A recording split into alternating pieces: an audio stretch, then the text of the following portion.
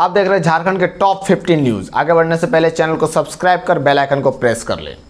झारखंड के मुख्यमंत्री हेमंत सोरेन अपनी पत्नी के साथ ओडिशा के कलिंग इंस्टीट्यूट में आयोजित कार्यक्रम में शामिल हुए। कलिंग इंस्टीट्यूट में संबोधन के दौरान मुख्यमंत्री हेमंत सोरेन की पत्नी कल्पना मुर्मू सोरेन भावुक हो गई।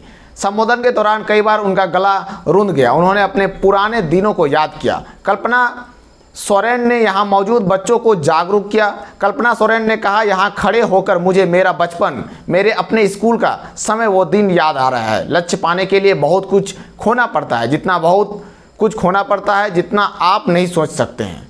बहुत कुछ ऐसा है जो आपको अपने बचपन के दिन का सब कुछ खोना पड़ जाएगा, लेकिन अपने लक्ष्य पर ध्यान रखें।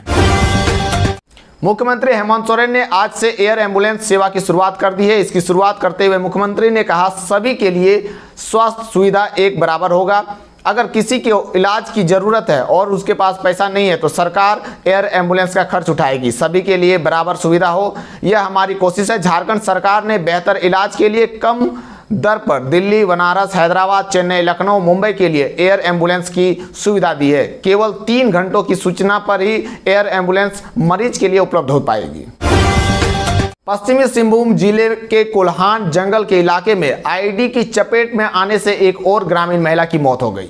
महिला का नाम गांगी सुरीन बताया जा रहा है। घटना आज सुबह घटी जब महिला जलावन के सूखी लकड़ी चुनने जंगल में गई थी। अचानक उसका पैर आईडी में पड़ा और जोरदार धमाका हुआ। आईडी बम की चपेट में ऐसा कई गांव में हो चुका है। इन गांव में रहने वाले लोगों की जिंदगी का खतरा लगातार बना हुआ है। साल 2024 में राजधानी रांची की तस्वीर बदलने वाली है। एक तरफ 3 फ्लाईओवर बनने जा रहा है, वहीं जाम से मुक्ति भी मिलेगी। शहर की रफ्तार बढ़ती जाएगी। दूसरी तरफ वंदे भारत ट्रेन चलाने को भी लेकर तैयारी तेज है। सड़क में शहर की रफ्तार तो बढ़ेगी, साथ ही वंदे भारत ट्रेन की रफ्तार भी शहर की ओर तेज कर देगा। झारखंड में रांची से खुलने वाली यह ट्रेन पटना के लिए होगी। हटिया से पटना के बीच की दूरी को करीब आधा कर देगी। लोगों को सहूलियत मिलेगी, समय कम लगेगा, आरामदायक सफर का लुत्फ लोग उठा पाएंगे। झारखंड में कोरोना संक्रमण का खतरा इतना बढ़ गया है कि राज्य में एक्टिव मरीजों की संख्या 470 के आंकड़े को पार कर रही है। स्वास्थ्य विभाग की तरफ से जारी किए गए ताजा आंकड़ों के मुताबिक राज्य में 24 घंटे में 81 नए संक्रमितों का पता चला है। पिछले 24 घंटों में सबसे ज्यादा संक्रमित मरीज पूर्वी सिंहभूम जिले में मिला है, जहां संक्रमण के 29 नए मामले सामने आए हैं। इसके बाद सरायकेला में सबसे ज्यादा संक्रमित मिले हैं और इन आंकड़ों को जोड़कर राज्य में सबसे ज्यादा संक्रमित जिलों की स्थिति का आकलन करें तो पाएंगे पूर्वी सिंहभूम इसमें सबसे आगे है। दूसरे नंबर पर राजधानी रांची है, जहां संक्रमण लोगों की संख्या 87 है।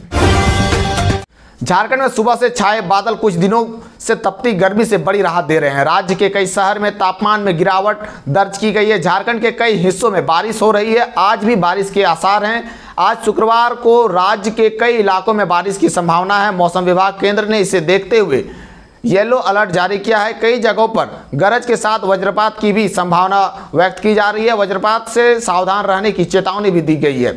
वज्रपात होने से स्थिति में पेड़ व बिजली के खंभों के नीचे ना रहने की सलाह दी गई है। 28 अप्रैल को राज्य के दक्षिणी और इसके निकटवर्ती मध्य भागों में गर्जन वज्रपात के साथ तेज सतही हवा चलने की संभावना जाहिर की गई है। झारखंड के दक्षिणी हिस्से में कोल्हान प्रमंडल के 3 जिले और सिमडेगा आता है। खेतों में जाने से बचने और सुरक्षित स्थानों पर रहने की भी सलाह दी गई है। इधर आज रांची का अधिकतम तापमान 30.6 डिग्री सेल्सियस दर्ज किया गया।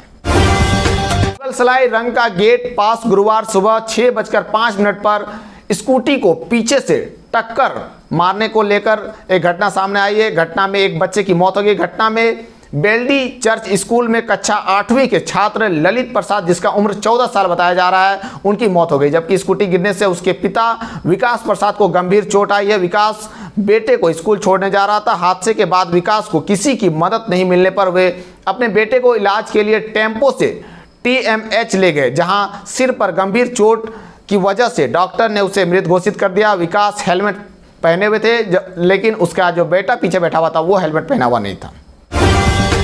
झारखंड में भारतीय प्रशासनिक सेवा के अफसरों के समान विधायकों को भी अब चिकित्सा सुविधा मिल सकेगी। पूर्व विधायकों और उनके आश्रितों को भी मेडिकल फैसिलिटी और प्रतिपूर्ति अनुमान्य का लाभ दिया जाएगा। झारखंड विधानसभा में पूर्व सदस्यों की आश्रितों एवं सदस्यों की चिकित्सा सुविधा देने के लिए गठित विशेष समिति की रिपोर्ट में यह अनुशंसा की गई है, जिसे आवश्यक कार्रवाई के लिए राज्य सरकार को भेज दिया गया है। इस विशेष समिति में विधायक रामचंद्र चंद्रवंशी को संयोजक बनाया गया था, जबकि मथुरा प्रसाद महतो, कमलेश कुमार सिंह, रामचंद्र सिंह और सुदीप्त कुमार को सदस्य बनाया गया था। खास बात यह है कि पूर्व विधायकों के आश्रितों को चिकित्सा सुविधा की प्रतिपूर्ति नहीं मिल पाई थी, जो इस नियम में के तहत उनको मिल पाएगा।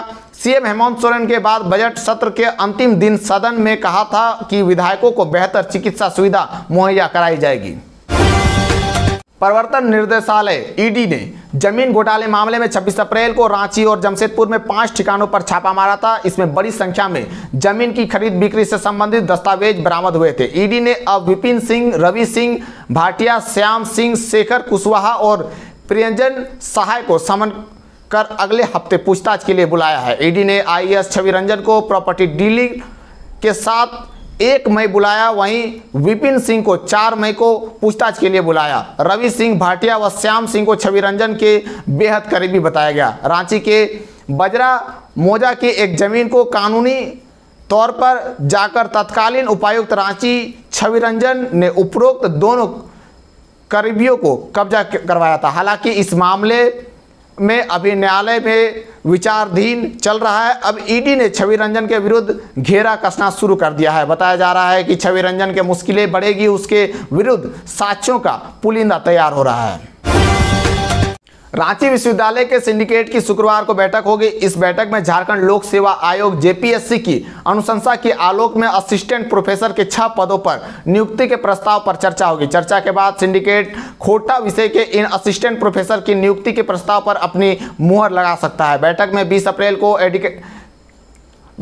अप्रैल को एकेडमिक काउंसिल द्वारा लिए गए निर्णय को स्वीकृति के लिए रखा जाएगा। इसके अलावा डॉक्टर अंजना सिंह का मामला भी उठेगा। निर्मला कॉलेज के असिस्टेंट प्रोफेसर डॉक्टर अंजना को अनुशासनहीनता के आरोप में बीते 3 मार्च को बर्खास्त कर दिया गया था। डॉक्टर अंजना के समर्थन में कॉलेज की छात्राओं ने 2 दिनों तक कॉलेज में धरना प्रदर्शन किया। उसके बाद लंदन, फ्रांस, स्वीडन, नॉर्वे समेत दर्जन भर विदेशी विश्वविद्यालयों के शिक्षकों ने पत्र लिखकर कॉलेज प्रबंधन